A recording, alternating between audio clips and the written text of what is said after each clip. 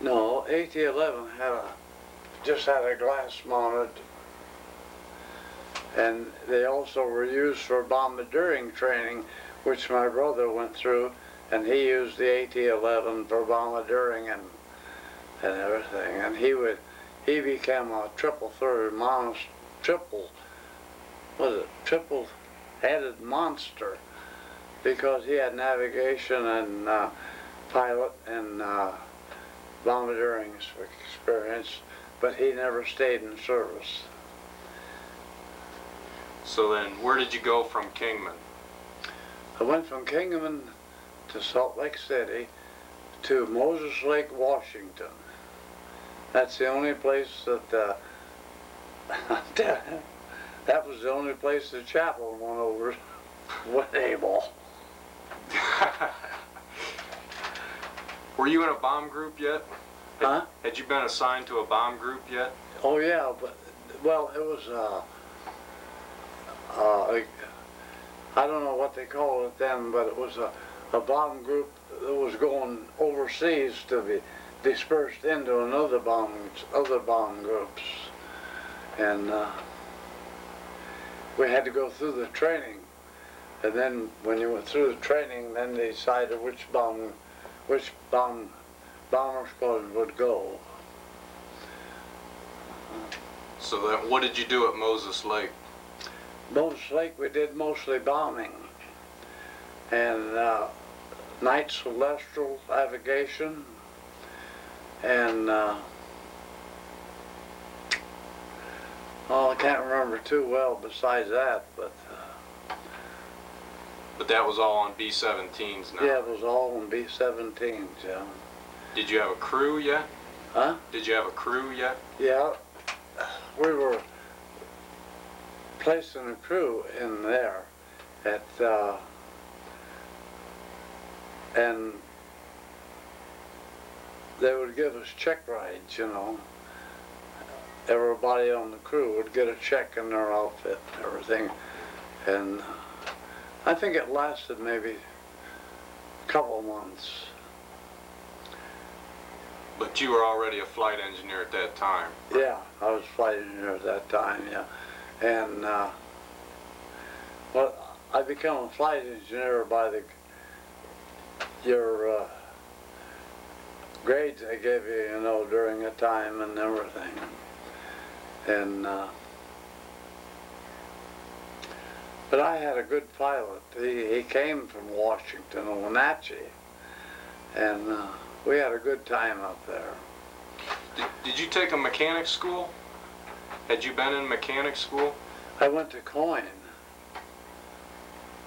which is mechanics and motions and everything, you know. I mean, this pulley moves and that pulley goes.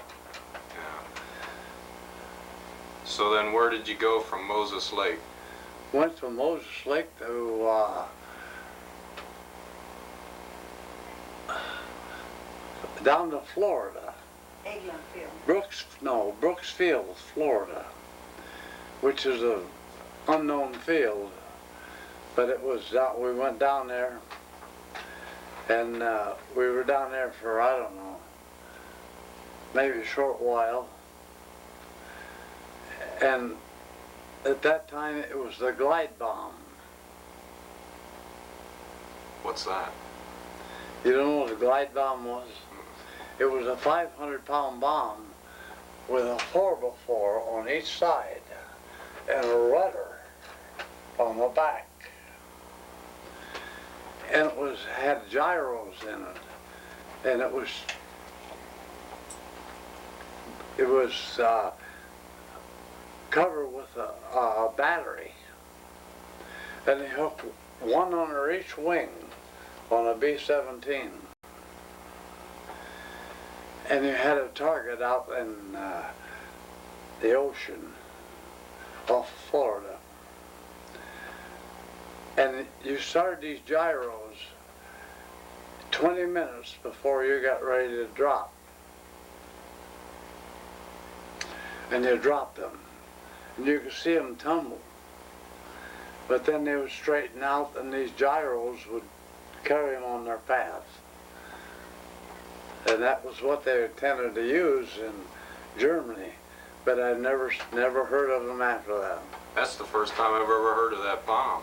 Yeah. Yeah. It was a glide bomb, and it was down in Brooksfield, Florida, where they were tested. Did you guys have your own plane by now? Did you fly a B-17 from Washington over to Florida? Huh?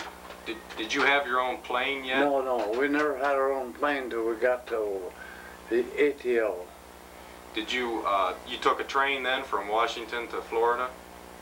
Did I take any training in? No, did you take a train from Washington to Florida? No, they flew us in a flew you. B-17.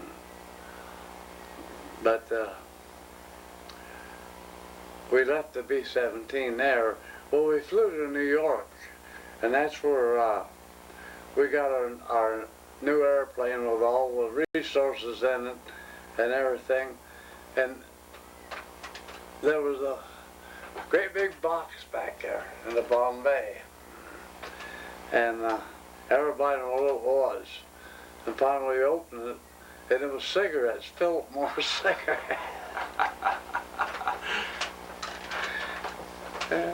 That was on the way to England that you opened it?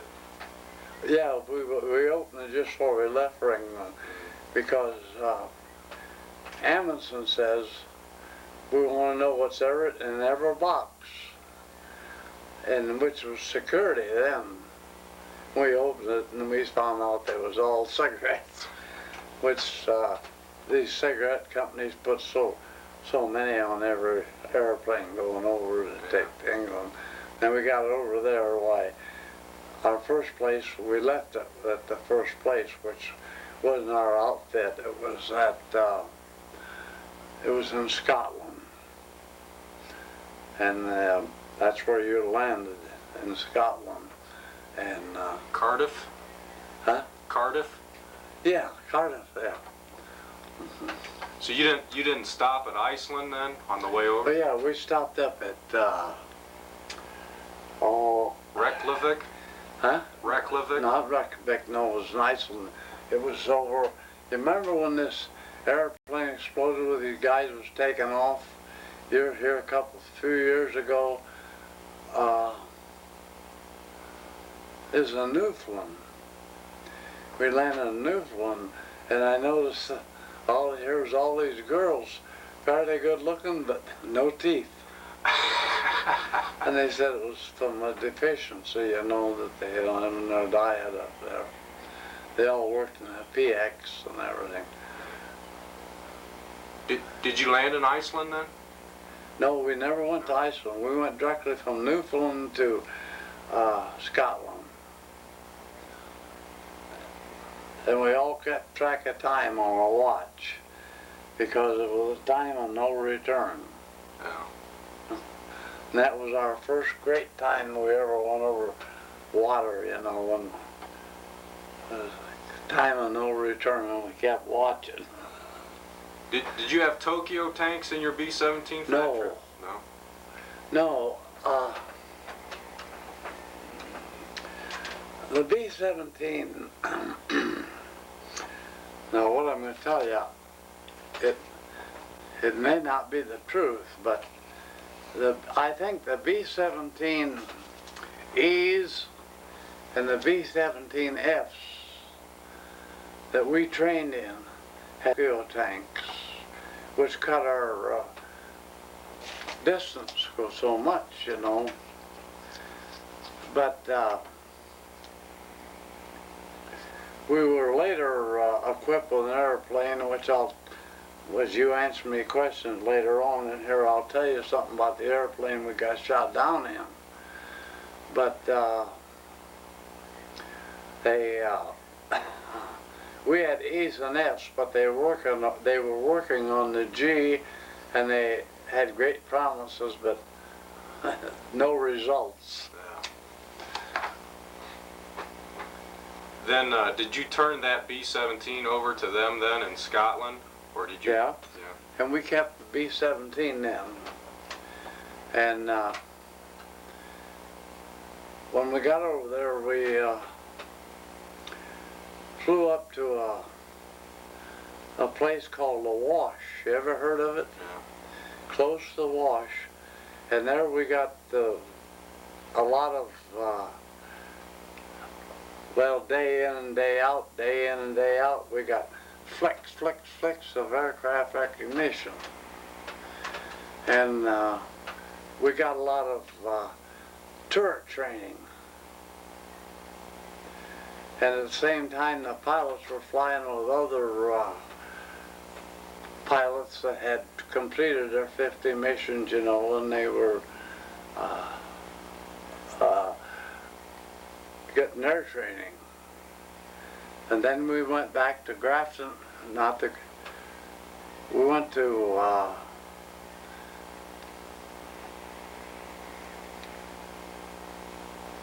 I can't remember the Peterborough, down the base of Peterborough.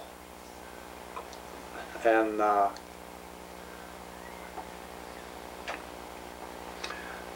there our pilot flew a mission with pilot and co-pilot flew a mission over Germany. But at that time, Paul, missions were very, very seldom over. They just to get to Germany, you got the Ruhr Valley. Now you know the Ruhr Valley through where all the mining and everything was. So then we went back to Molesworth, the 303rd Bomb Group, and that's where we set in. What date did you get to England? Do you remember? Huh? About what date did you get to England? God, I can't remember that date. Do you remember? I can't remember that date, no, but... This would have been, it's early 42 anyway, right? Oh yeah, it was early 40. Yeah. No, I would say it was someplace close to early 43. Early 43, I think, Paul. Because all this went on and on and on, you know. So then your whole crew was assigned to the 303rd? Yeah, 303rd. The whole crew was assigned to the 303rd. And there we got, maybe 2 or 3 training missions, you know, and then we were assigned to our slot. And, of course, now, you got to remember, Paul, that a division was made up of somewhere like 3 wings. But within those 3 wings, when you went on a mission, one squadron, there were 3 squadrons, one squadron stood down, and one airplane out of the other 2 squadrons stayed down, except on a maximum effort. And that's bothering you, isn't it? No, that's fine. Anyhow, they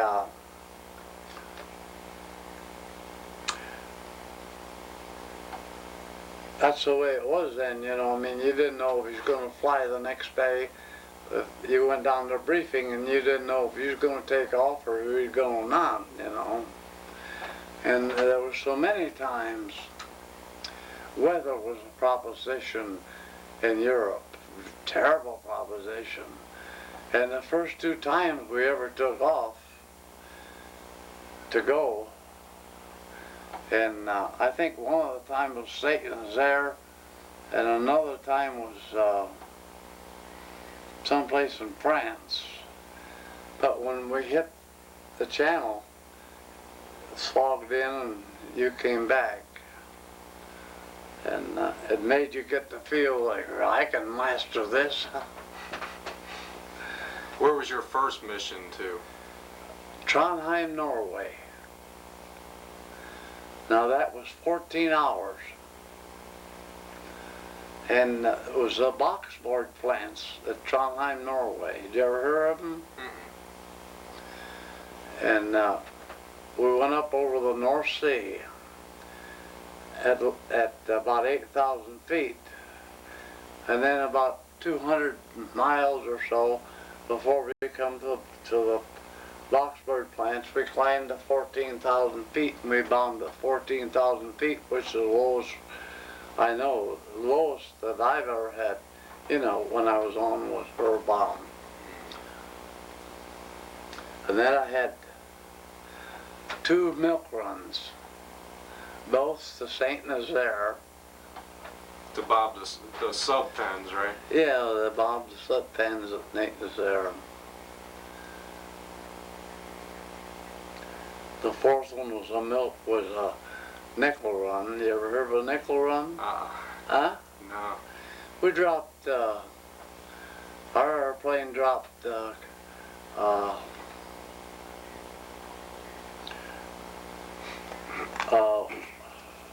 ration books. Ration books? Yeah. To screw up the Germans to take up the food. Oh. You mean you mean he's never told you about a nickel run down there? No, that's the first time I've ever heard of a nickel run. You ask, what's your buddy's name? Bill Huber. Huh? Bill Huber. Bill Huber. You ask him if he ever heard of a nickel run. So did you got how many bombers went on a run like that? 9 bombers. On a nickel run. But the thing was, there was most of the time there was never 9 bombers over the target. You had a diversion, which divided the fighters. So you might run with 4 bombers over the main target, and the rest over the other. But normally you took off with 9 out of the squadron, out of the wing. But did you do those in daylight? Was the nickel run in daylight? Daylight. Daylight. Oh no, yeah, all day, yeah. We flew all daylight missions where Bill flew all dark missions. Yeah. But I just thought maybe during a nickel run, you know, because you guys would be alone, that maybe they flew them at nighttime. No, we flew that nickel run, and that's the only time I ever heard of it, but we flew the nickel run. And then how many ration books would you guys drop? Oh, I don't know, they just stuffed in the bomb bay and we just dropped them. Were they in canisters? Huh? Were they in canisters? No, just dropped them. They flew all over. Huh. Yeah. Do you remember where you dropped those at? Close to Hamburg. It was close to Hamburg. Mm-hmm.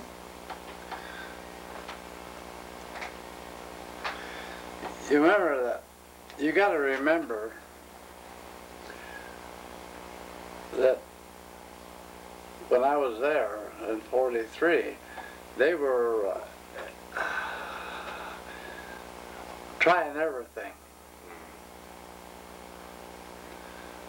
The word come down, you know, they tried everything, but you asked Bill if he ever heard about the nickel run and dropping of what's it called, and nobody else. I never heard anybody in prison camp that ever heard of it. Were those voluntary, the nickel runs? Voluntary? The nickel runs? No, nothing voluntary. No. You were scheduled. And you flew, that was it. Then what other missions do you remember? Well, Swineford, August 17th. You were on that, huh? But I never made it there.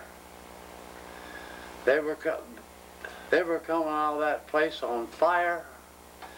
The Germans had 4-engine bombers, 4-engine aircraft. They had every craft you could think of up there in the sky. And the Americans were coming out of there on fire. They were in a hell of a shape. And we got a recall. Our squadron did, our wing. and we got a recall because it was a maximum effort, and every airplane they had was up there. And we dropped on some small town there in Germany and come home. And then that was the downfall of everything, because they left one crew in the 303rd in each squadron and transferred the rest to make up for a cruise in the other where the complete was lost. And then now this is where I get screwed up, because we went off of operational status. We just couldn't fly. And that was in August 17th, I think, wasn't it? The first Schweinfurt. Yeah, the first Frankfurt was in August, and then they flew a second one in October. Well, August 17th was the one I was on. And then... and that was also to Regensburg. Huh? And that first one was also to Regensburg. They had targets in Regensburg on that first raid, too. Yeah, I think they did divert. Because the reason they diverted, it was so much power there. But the thing is this, that we come back, and then they dispersed our crews, and they left one crew in each squadron, which we stayed in, and I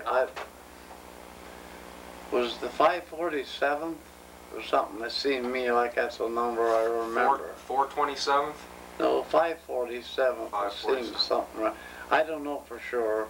I can't remember, but then I can't remember where we went back on operational status. Now, for a long time, I thought I got shut down on September the 8th, but I just doubt that now, because in talking with Weetzie, and he didn't have exact dates either, you know, but it must have been someplace in October that we went to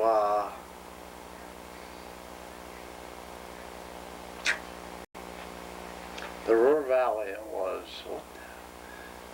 Does my book tell what it was, Mom? I don't know. I can't call it, can I? Yeah, you can. Anyhow, Larry, I thought you got shot down on your birthday. We went up and we bombed. We come across the target.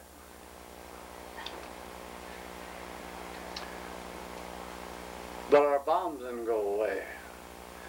And so the pilot, who thought nobody ever shoot him down, he was the greatest thing on. He could throw us around the airplane like a madman. And he attempted another run at the target, which was smoked in and everything. And I can't remember the name of it, but maybe she will, or I think it might be in a book or something. Anyhow, so by then we was out there all alone. But we weren't the only one all alone. That day, they got our whole squadron. The other 9 ships, they got them all that day. Were you guys flying in Purple Heart Corner that day? Were you flying in the low squadron that day? Yeah, we was flying the whole squadron. You want this one. Yeah, I'd take a look at the logbook, Doc. I mean, you want the title. No, you can tell me. We were flying. That was the day we flew normal, which we were a whole squadron making on one target. But God, Paul, when they come into your squadron, when they come straight in and they just barrel roll. And they spread that whole thing apart. And you have to be fast to get together again. And by all means, tuck up underneath that other guy's wing, yeah. But we just didn't get tucked up. That's what I meant. That day your squadron got hit so hard. Were you guys flying in the low squadron, in the Purple Heart corner, like they used to call it? Purple Heart Corner. No, we were never out there alone.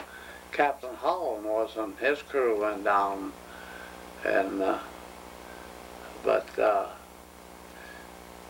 was Purple Heart Corner was, you was out there alone. You better get the hell tucked up. So you guys made a second run over the target then? Yeah, we made a second run over target, which is absolutely forbidden, but. Did you say an nasty God darn, Mom, I heard it a million times. Tell him, Larry, what's your language? Huh? What's your language? He's taping that. He don't have to watch his language. It's okay. You have your missions listed in here? Huh? Do you have your missions listed in here? No. Do you have? No, I don't think so. Oh. My missions were listed in my, when my folks got my everything home, they had my 5 missions listed down there, which ain't many, but at that time, 5 it was fairly well. It was like having 150 average when somebody else got 190, but yeah. So you flew 2 to Saint Nazaire.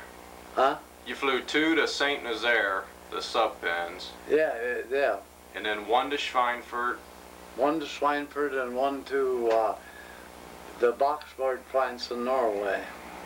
And then, where the heck did we go, Mom?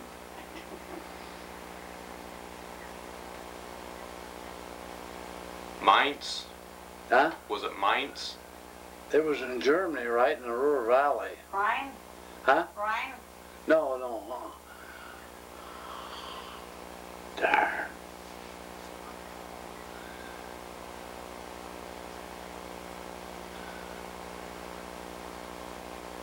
Well, I'm sure I'll remember it sometime. It was up towards the North Sea. Come out of the Ruhr Valley and up towards the North Sea. Wilhelmshaven? Huh? Wilhelmshaven? No, in the Wilhelmshaven, I know a lot of guys that went there, and they had a rough time. But that was on our stand down. And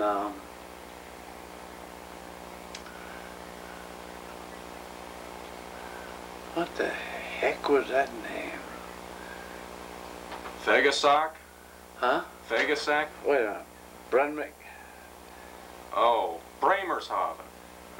Bremershaven. That's No. Bremen. Brunswick? Brunswick. Huh? Brunswick. Brunswick, yeah. That's where we went that day to the marching yards. And that's where it all happened, and we come back, but we didn't get up over the North Sea. We had to cut down because our engines were out and everything. We had to cut down and got into Holland. Well, when did you first get hit? When did your engines go out? Oh, just after we left the target, we got hit with flak. But then the fighters got us. But then we still had 2 engines left when the fighters got us, when they left us. But then we lost the 3rd one down around the North Sea and coming down into Holland and landed in the Zuider Zee. So what finally got you, a 109?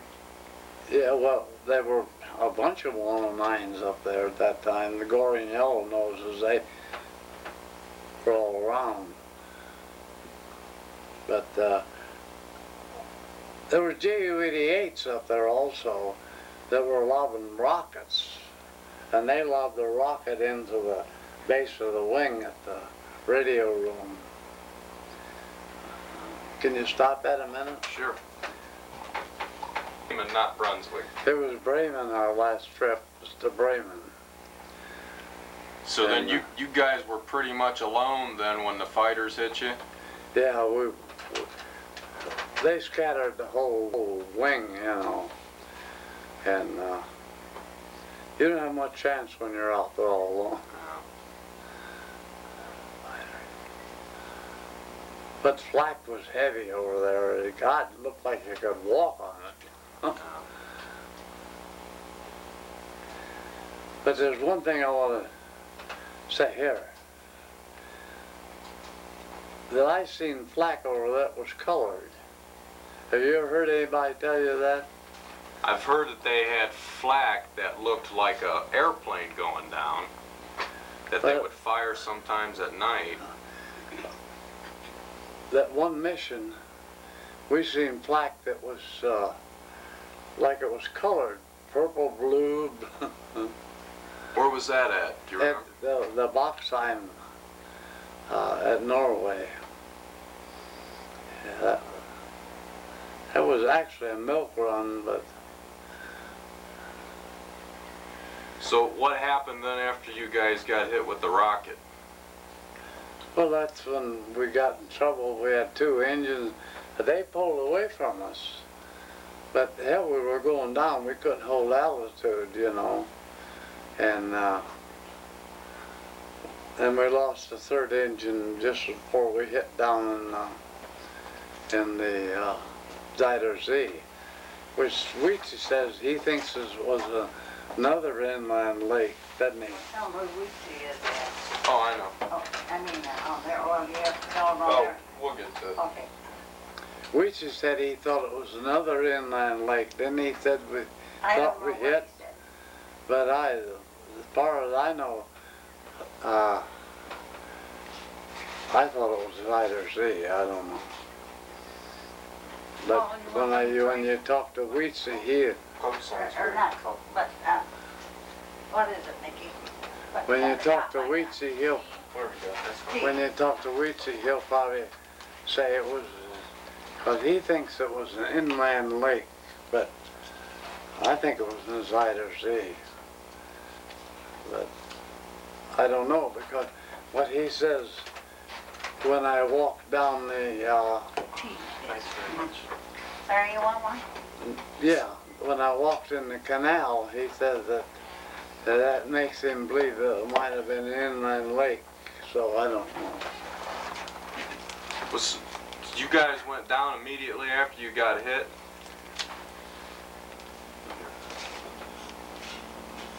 I don't know what happened after I got hit. The last thing I know was in the water. And I had a hold of the turret. There was 3 struts come off of it, so I had a hold of that. And Amundsen, the pilot, had thrown off the radio turret hatch. And I went out through there. Bye, Grandma. Bye, honey. Bye, Nikki. See you guys later. You know, Bye. coming back tonight, honey? No, I'm just gonna stay over there. Okay. Okay, we'll see you Wednesday. New Year's Day? Yeah. Bye-bye. Bye. Bye. Were you knocked unconscious when the rocket hit your ship? Huh? Were you knocked unconscious when the rocket hit your ship? Well, no, that rocket, when it hit, that didn't take us down. That only tore a big part out of the radio room, that's all it did. But then after that, we were losing altitude, and we didn't see any more 109s after that. I didn't see any. I don't know about the rest of them. And then all at once, it just nosedived. And when all at once bang, and I come up out of the turret, and we were in the water. And you were underwater? No, the airplane was in the water. And there was water in the airplane, but I went out, the pilot had come back through and opened the radio hatch. And that's where I went out through. And he did too. Did he help you out? Hmm? Did he help you get out? No. I was all right after I found out, you know, how I was. I wasn't. The only injury I had was they blew up some, we had these high pressure oxygen bottles which you had beside what's called for bailout. And they were blown up. And I had a piece in the base of my spine where it hit, but that's all I was. It wasn't hurting then. You're not sure when that portable blew up? Huh? You're not sure when that portable blew up? No, I'm not exactly sure when it blew up, but I knew after I was up there in the weeds that I was hurting down there. And nobody had a chance to bail out? Oh, no, no, no. It just dumped.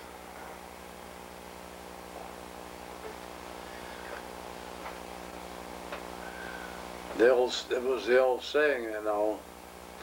You had the briefing in front of the airplane, and the pilot says, if anything happens, follow me.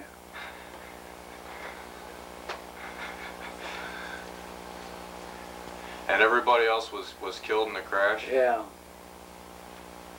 Two of you. Two of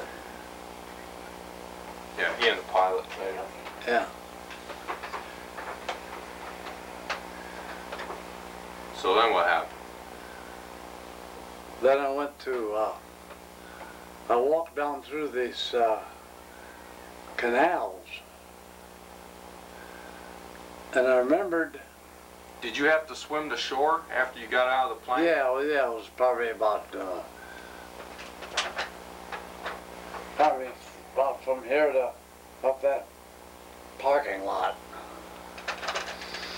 And the pilot and I separated when we left the airplane. And I got up there and I got in the weeds. And I could hear these dogs coming. And it was Germans. And those damn dogs come right down to the water and then go back. And then they come right down to the water and go back. Hell, those Germans make more noise than the dogs. So then later on that night, I remember they said, hunt a place with a light on, with a white glimmering light on. So I went to this place and it was,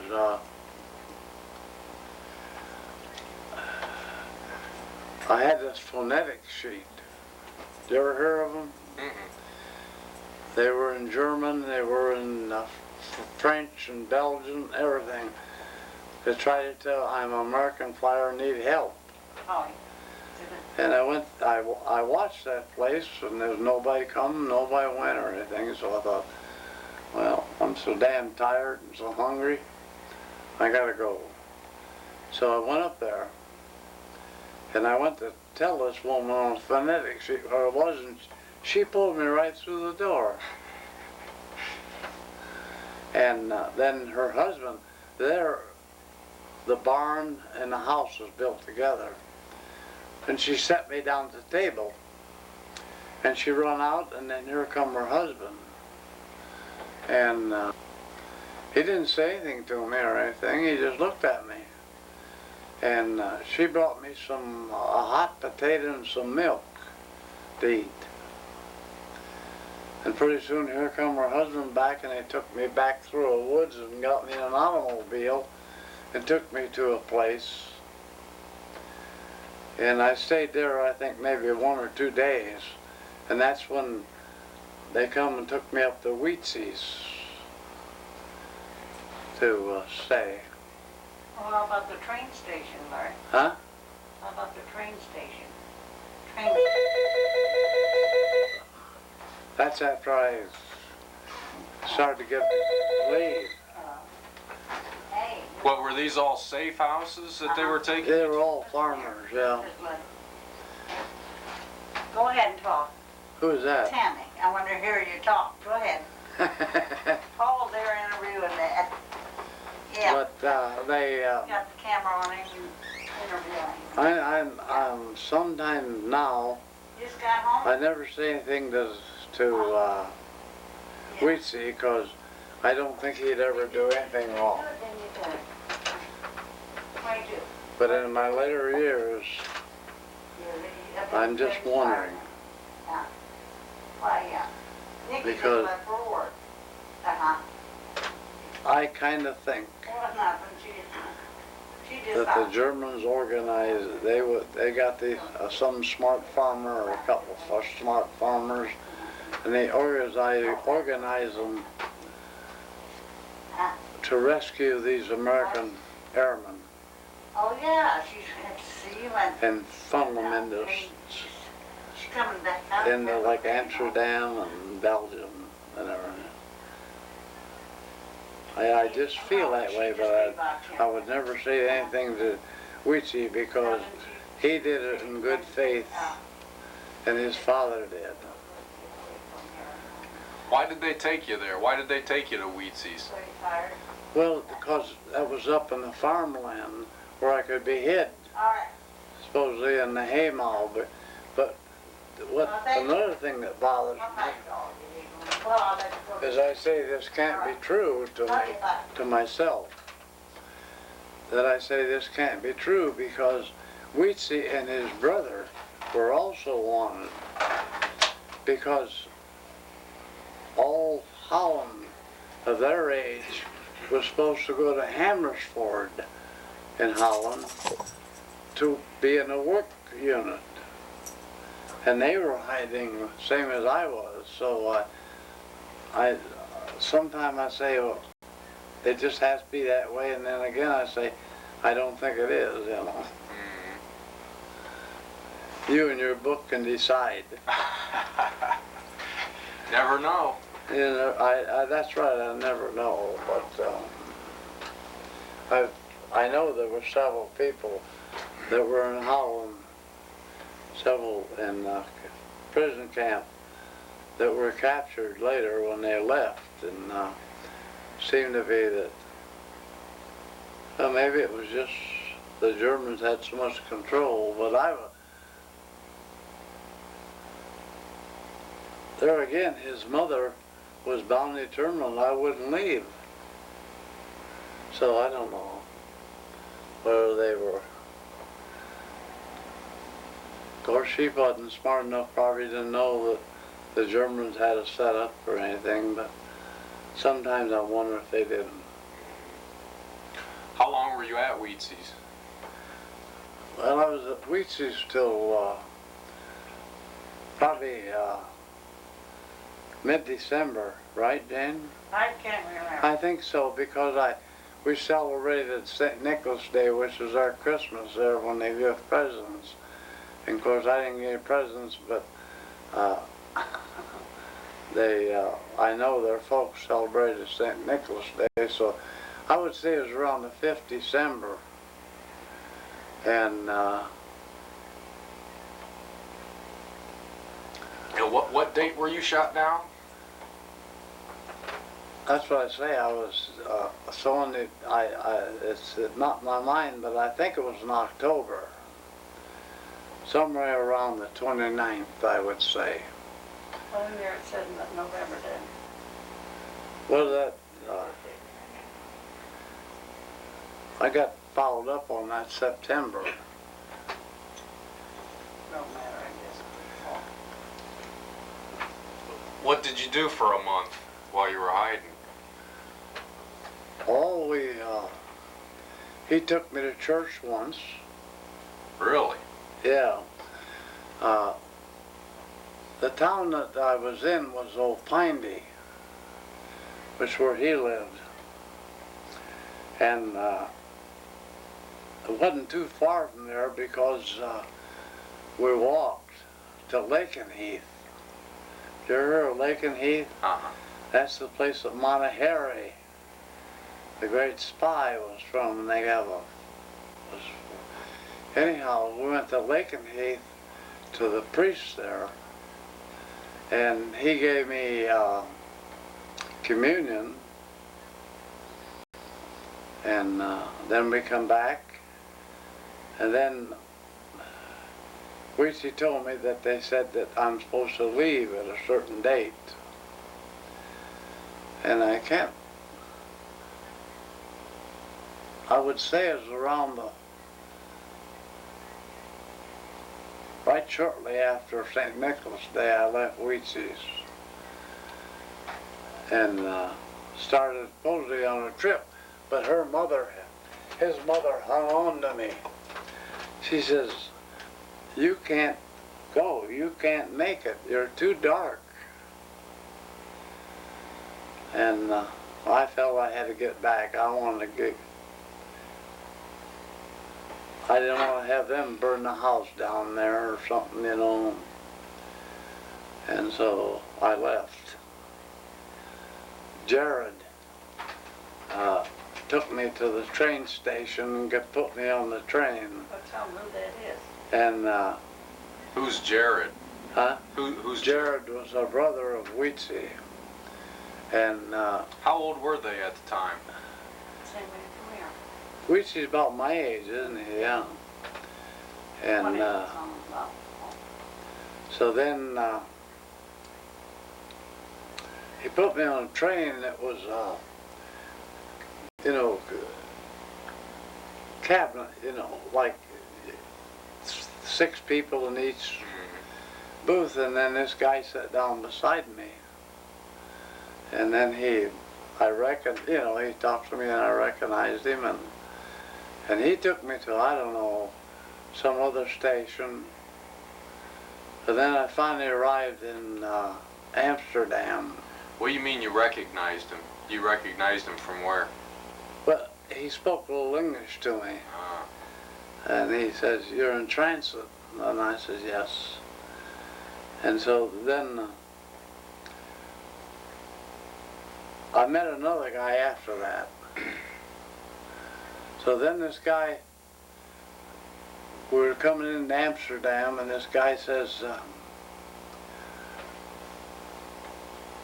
"Look for a man under the clock." So I went there and all these European stations has a great big clock, you know. I went to the clock, and Just standing up on a pole outside? yeah, a great big, and so I went there, and finally this guy passed me and he says, "American," and so I figured, well, you know, he's one of the bunch. So then he come back by me and he looked me in the eye and pulled out a revolver. He wasn't a bunch of the bunch. That was it. That was the end of my escape. He was plainclothes Gestapo? Yeah, he was playing Gestapo. Then they took me down to Gestapo headquarters, and they put me in this holding den or whatever it was, about all wooden 3-foot square. And then they took me up and talked to me, you know, and everything. And then later on they came and took us down to Frankfurt on the Main. Did you have your uniform on underneath the civilian clothes? I had civilian clothes. But you didn't have your uniform on underneath? Huh? Did you keep your uniform on underneath? No. No? No. I was always civilian clothes because all I had was just the flying suit I had on, you know. And Did you have any way of identifying yourself for the Gestapo? no way. They work you over? Well, they told me that I spy, but you know, they don't register with you and everything, and they want to know where I came from. how I got there, which I said I didn't know. And I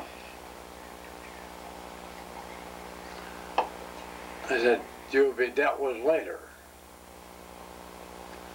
So then they sent us down to Frankfurt on the Main. And that's when we started our prison life. Did you go to Dulag Luft in Frankfurt? Huh? Did you go to Dulag Luft in Frankfurt? Do a what? Dulag Luft? Did you go to Dulag Luft? Yeah, we're Frankfurt on the Main, they're like Luft, yeah. But they always impressed us on the fact that if you were at Dulag Luft over 3 days, you were talking too much. So I didn't talk too much because I was only there about 2 days and I didn't have anything to tell them anyhow. Did they strip search you at Dulag Luft? They never strip searched me in a way of, you mean sexual?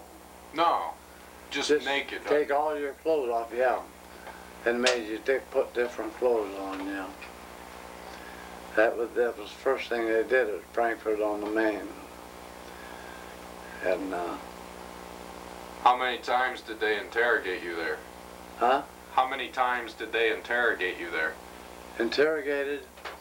At Frankfurt on the Main, I was only interrogated twice. And he told me I didn't know nothing anyhow. But he says, the judge says, you're sentenced to life, the rest of your sentence to the rest of your life in prison. It ain't a doubt in my mind if the Germans won, I'd probably still be over there digging rocks.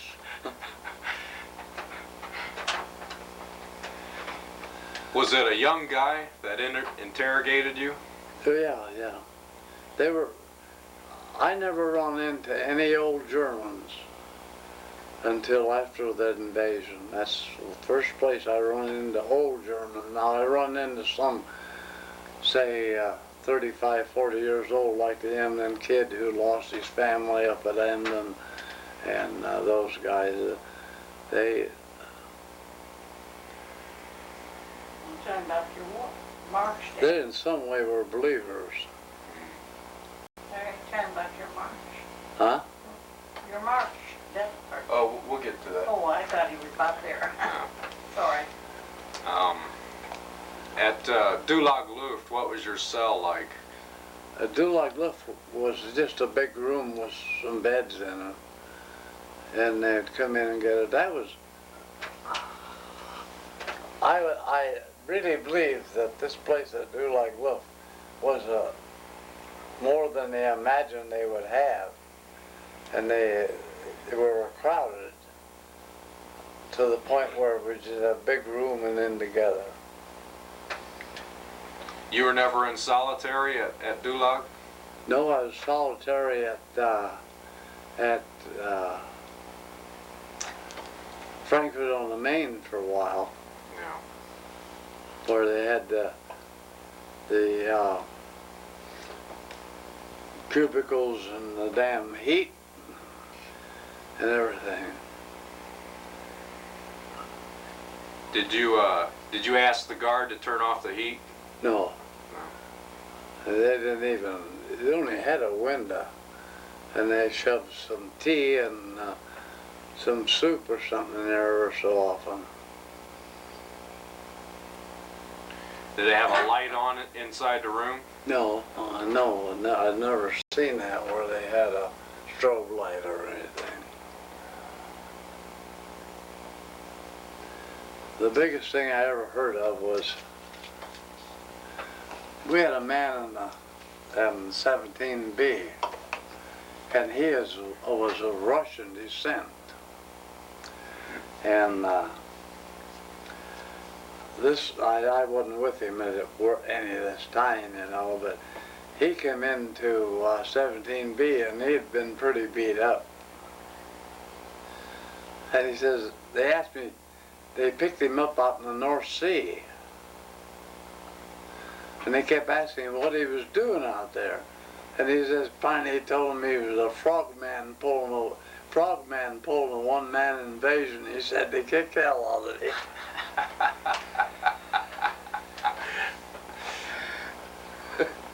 But he was pretty well beat up. Did Wheatsey ever try to get a doctor out to look at you? To look at your back? Where? In Holland? In Holland? No. That wasn't that bad then. But they never, I never told them it was that it bothered or anything. And it really never affected me until after I was in prison camp for a while. When it started working into the spine, the doctor said. So then you were at Frankfurt for about 3 days? Yeah. What I really figured determined how long your Schweinfurt is when they got a boxcar load, you know, they shoved him in there maybe and put you in a train to go. They put the straw in there and they put some water and some sausage. Of course, I'd been a Russian if I wouldn't put nothing. Did you see any on the train, or after you moved out into the transit camp at Frankfurt? Huh? Did you go from the interrogation center into a transit camp before they shipped you off? No, they marched us out to the marshalling yards. Yeah. I saw people when we came from Amsterdam down to Frankfurt on the Main. These German guards had us in there was 2 of us, and I don't know who the other guy was, but they had us in a seat and they were sitting across from us. But we were handcuffed and everything. If the train would have blew up, we'd have went with it because we were handcuffed to the seat. 2 other Americans? Well, there's another American, I. Who was it then? Huh? Emerson? Who was it? I don't know. I don't know who he was, Mom. In fact, I don't ever remember seeing him at 17B. He might have been an officer, which they sent to 3B. You never saw your pilot again? Yeah, I saw him after the war was over for a short time at Camp Lucky Strike. But he's up at, I don't know, Wenatchee. Wenatchee, Washington? Someplace up in Washington. And he was a good pilot. And he treated that B-17 like a fighter.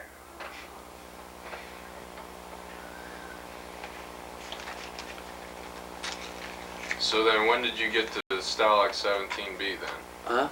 When did you get to 17B? I think I got there just for Christmas of '43. Because I spent Christmas there, I remember that. What happened there at Christmas? Not much of anything. When I first went there, I remember when I first went there, I went to barracks 36 because the Americans coming in was overcrowded. And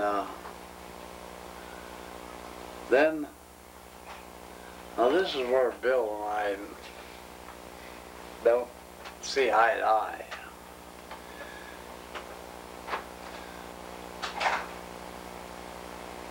I went to barracks from 36 to 19. But they had just opened 19, and in my mind, I think they had torn down 20.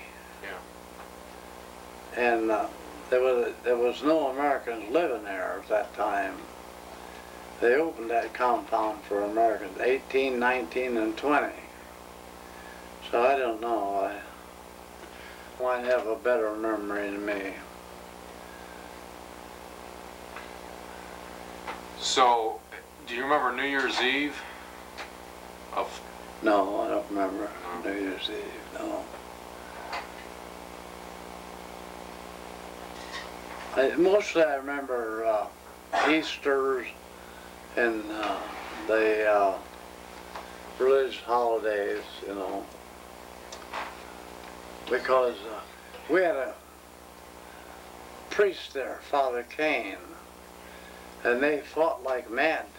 They wanted to repatriate him and he wouldn't go. He said he was needed there more than he was needed in the United States. And so there was a part of a barracks that was, they made into a church. And we all worked on it, you know, and everything. And Father Kane, he was the runner of it, and he was free to deal with the priests in the area there of Austria, and he got a lot of stuff and everything, and we built we built the church there, and so that's what I say. I remember the religious holidays more than anything else. You helped to build the church then? Huh? You helped build the church? Yeah, yeah. In fact, they used to give us coffee in the morning. And then there was so much hell raised to give us hot water because you couldn't drink that coffee. And we used to get that coffee from the Germans and stain the woodwork in the church. Is that right? Yeah. But after I come back and finally got married, my Catholicism left. When did your back start bothering you in camp? When did your back start bothering you? Well, I don't know. It was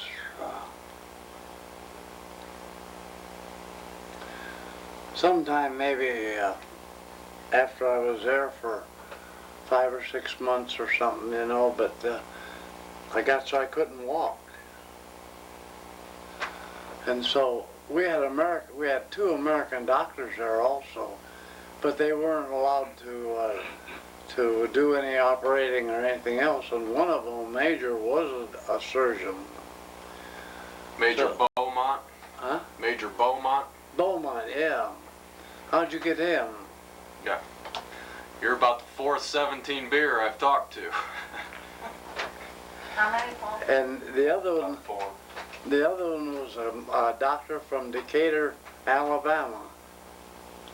Can't remember his name either. Anyhow, Beaumont sent me up to the Advir, to the hospital up there, where the Germans kept a lot of all prisoners.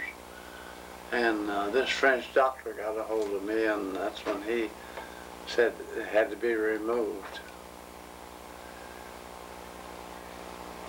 It was already healed over, wasn't it? Yeah, and then he cut it out. But then after that,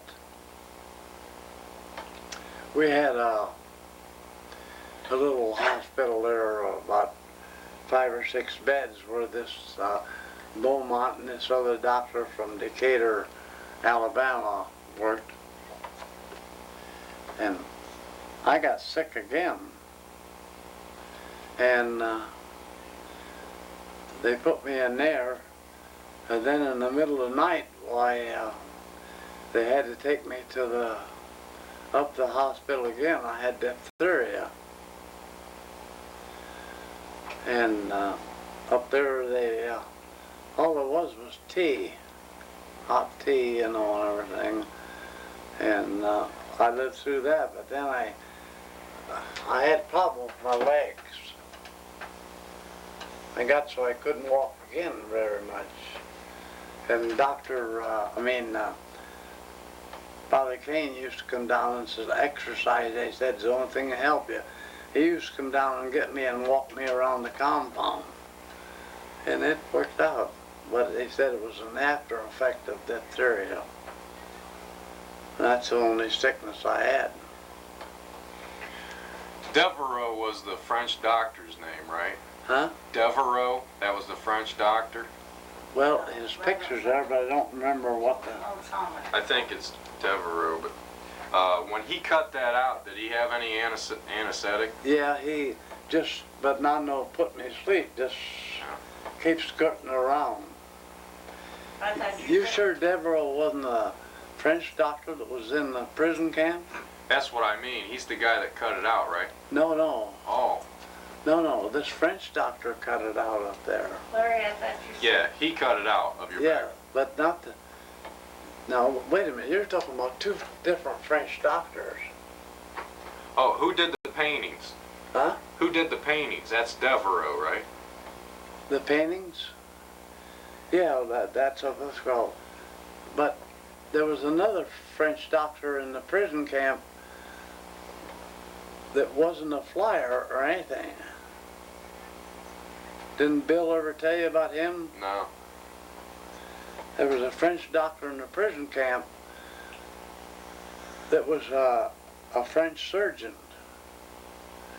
And he was picked up transporting some Americans. Oh, Harry Vozick.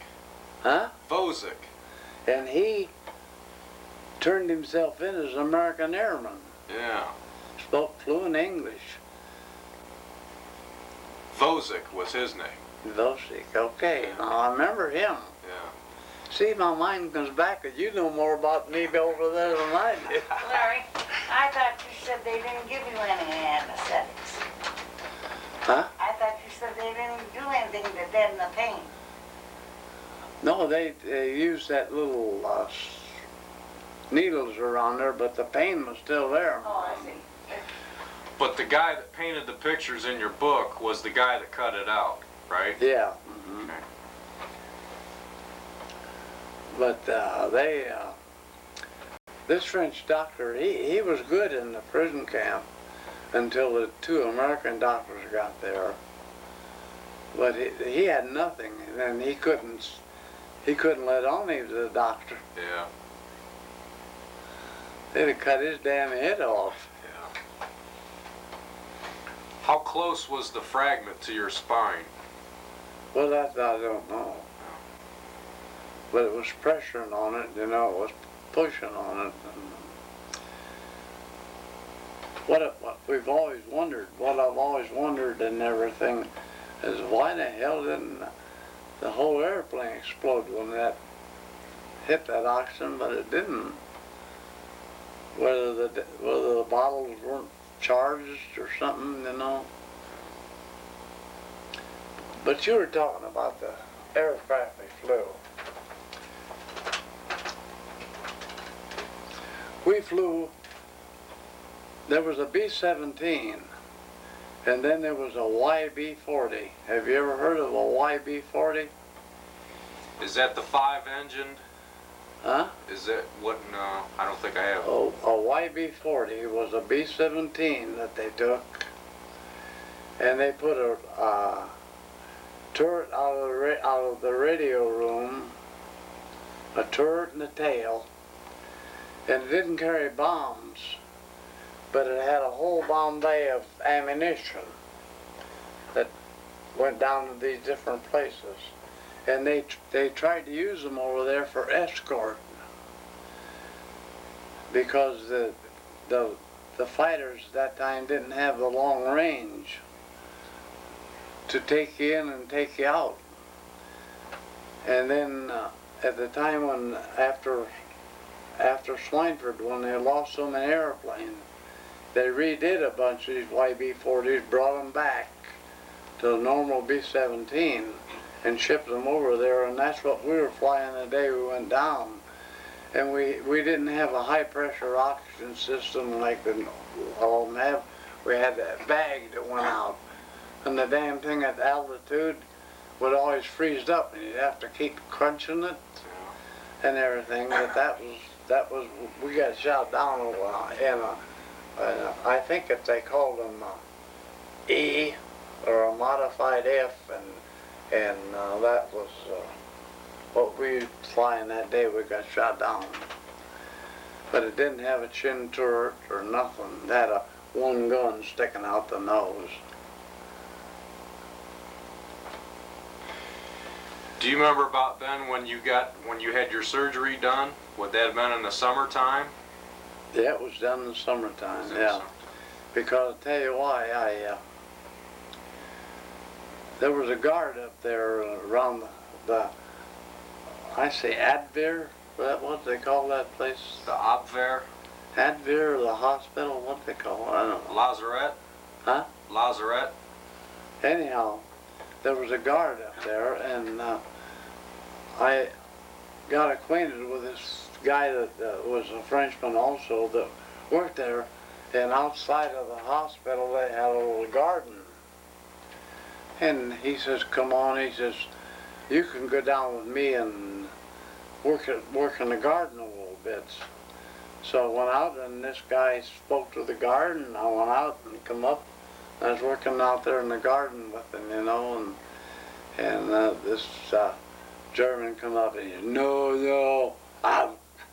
So he took me back to the hospital. He wouldn't let me out there and work, mess around. Oh, he was, I don't know, it's probably his job or something, I don't know, but he said, no, you can't stay out there. Do you remember his name?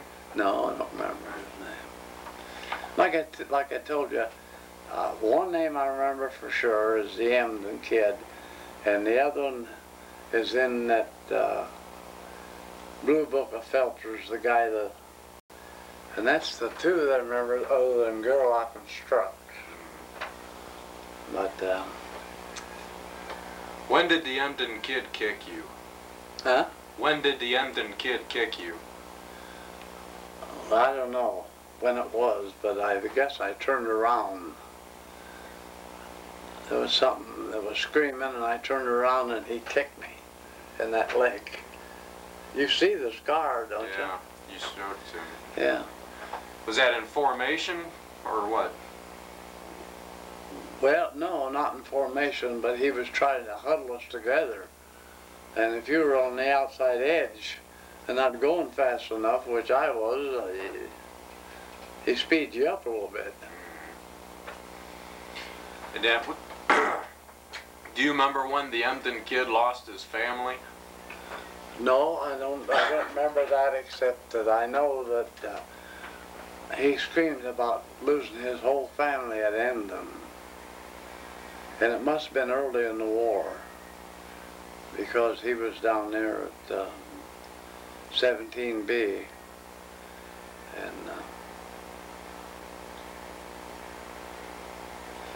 well, Paul, listen, you've seen the Oklahoma bombing. Mm-hmm. And I told Mom and I told Joyce, our friend, I says, they showed them to us every day.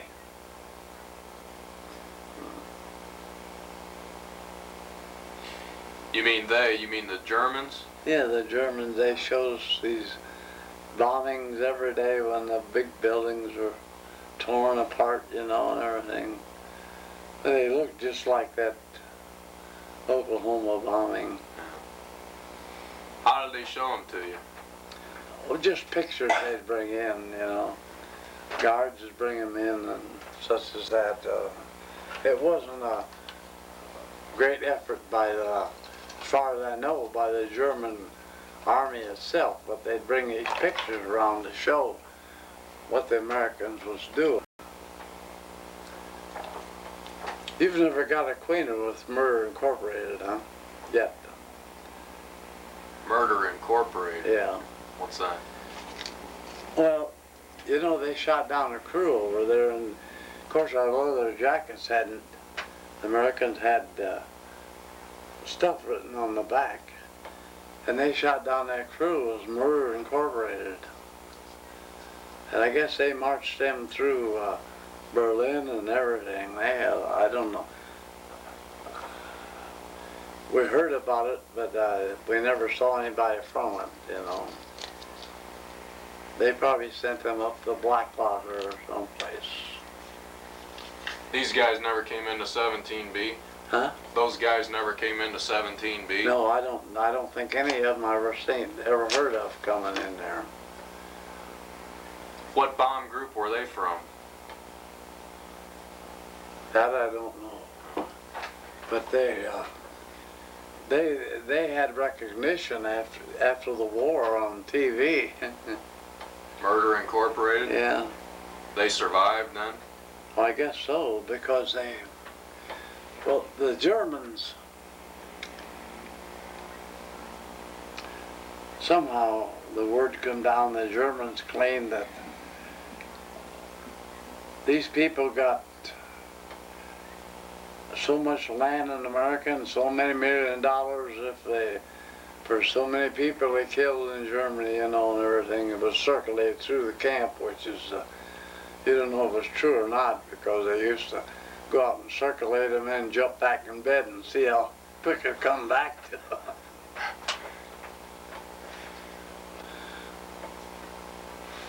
But you remember the Emden kid telling you guys that his family was killed? Yeah, I remember that, yeah. Yeah, he told me that. In fact, he told practically everybody in the damn camp, that's all they hollered about. And my whole family was killed by you people of Bremen.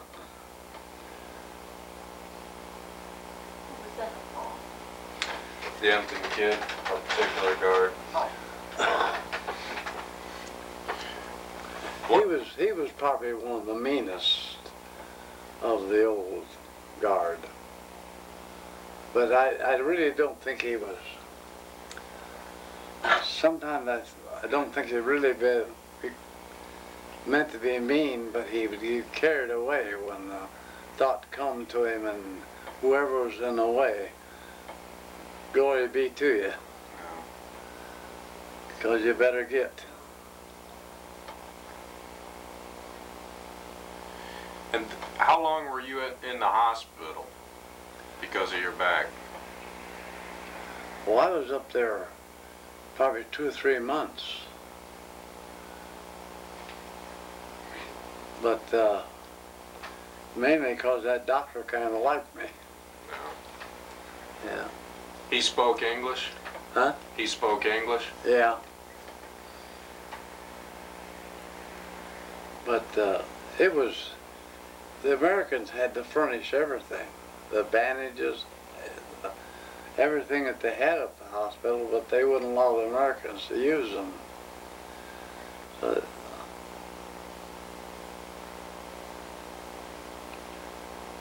but going back to this major that was there was an American doctor there. When we were liberated up in the woods, he came up with a 45 on his hip. And this American captain says, "You're a damn pill pusher, get that off of there." I remember that, you know, I could just remember that because there was a guy from Fort Wayne, Indiana, my home, that was on the tank that come in there. And this captain, when it was all getting settled, this captain, or major, come running up with his gun on there, which he was probably right, because he was trying to take over, you know, and settle things. And he says, "You're a damn pill pusher, get that gun off of you." So did he take it off? Yeah. He Oh yeah, they weren't allowed to, anybody, you know, a doctor or anything, weren't allowed to. You've never got acquainted with Murder Incorporated, huh? Yet. Murder Incorporated. Yeah. What's that? Well, you know, they shot down a crew over there, and of course our leather jackets hadn't. The Americans had stuff written on the back, and they shot down that crew. It was Murder Incorporated. And I guess they marched them through Berlin and everything. I don't know. We heard about it, but we never saw anybody from it, you know. They probably sent them up to Blackwater or someplace. These guys never came into 17B? Huh? Those guys never came into 17B? No, I don't think any of them I ever heard of coming in there. What bomb group were they from? That I don't know. But they had recognition after the war on TV. Murder Incorporated? Yeah. They survived then? Well, I guess so, because the Germans, somehow the word come down, the Germans claimed that these people got so much land in America and so many $1 million for so many people they killed in Germany, you know, and everything. It was circulated through the camp, which is, you don't know if it's true or not, because they used to go out and circulate them and jump back in bed and see how quick it come back to them.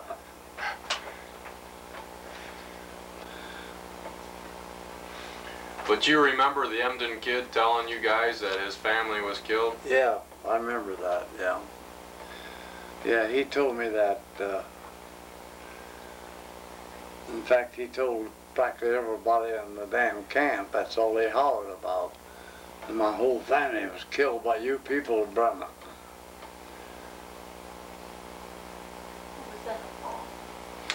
The Emden kid, a particular guard. He was probably one of the meanest of the old guard. But I really don't think he was.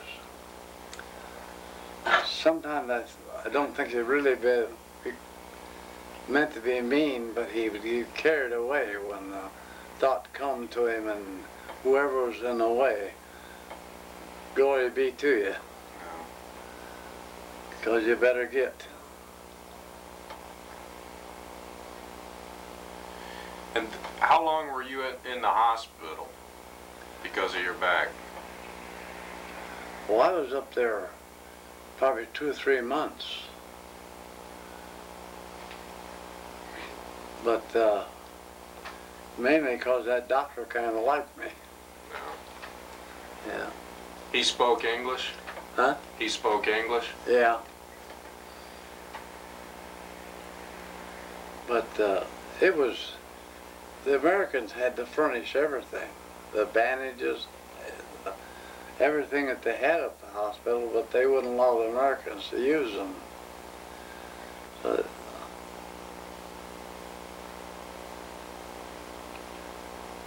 but going back to this major that was there was an American doctor there. When we were liberated up in the woods, he came up with a 45 on his hip. And this American captain says, "You're a damn pill pusher, get that off of there."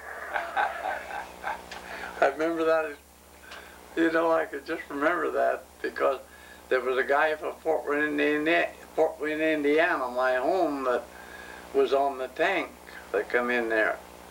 And this captain, when it was all getting settled, this captain, or major, come running up with his gun on there, which he was probably right, because he was trying to take over, you know, and settle things. And he says, "You're a damn pill pusher, get that gun off of you." So did he take it off? Yeah. He Oh yeah, they weren't allowed to, anybody, you know, a doctor or anything, weren't allowed to. That's what they had a big row about song, you know, praise the Lord and pass the ammunition. That chaplain had no business on that gun.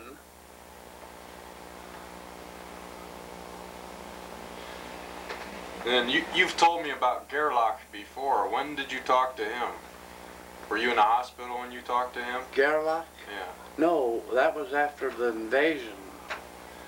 And Gerlach and Struck, two economic professors from the University of in Austria, and they were in the Wehrmacht, which took over the prison camp after the invasion, the next day after the invasion. And they were pretty sensible, but they had nothing to give us. They had nothing.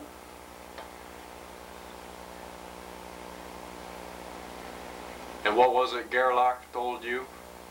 Gerlach told me that the United States made the mistake of getting into the war because he said that Hitler could have taken England anytime he wanted to, in which I believe him. He circumvented the Maginot Line and took France and everything, and it was only a short place over there, and the Americans weren't in the war yet. And he could have taken England, I'm sure, because, but like Gerlach said, he didn't want it. There was nothing there except people to feed. So, but he said that Hitler needed the oil that Russia controlled. And that's the reason he went up towards Russia. And he says the Americans